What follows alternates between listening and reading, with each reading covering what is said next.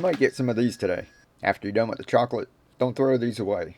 You can grow you some awesome microgreens. It's easy.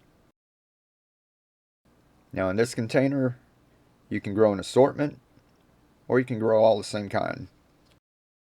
We're going to do a variety. Now first I just sprinkle some perlite into each spot, give it a little shake to even it out, and I put a little water into each one. Doesn't take that much. Make sure to get them all. And now just sprinkle some microgreen seeds on each one. You mix them up. Now this time I'm just putting a mix of collards and lettuce, but you can have all sorts of fun.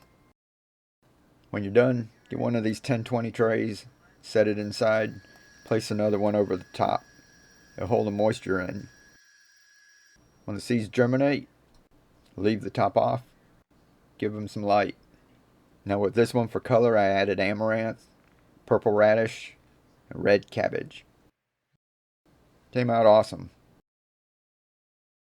So have some fun. You can grow microgreens in just about anything. And what makes this assortment fun is you can just harvest what you need. Just like this radish. It grows a lot faster than other stuff. Just cut the roots off.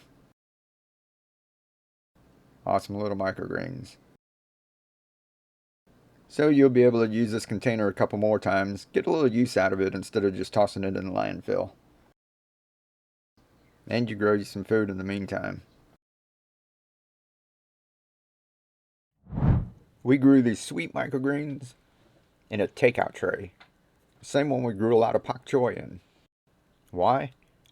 Well, sometimes gardening can be a chore. But with microgreens, you can have fun. They only take 7 to 10 days.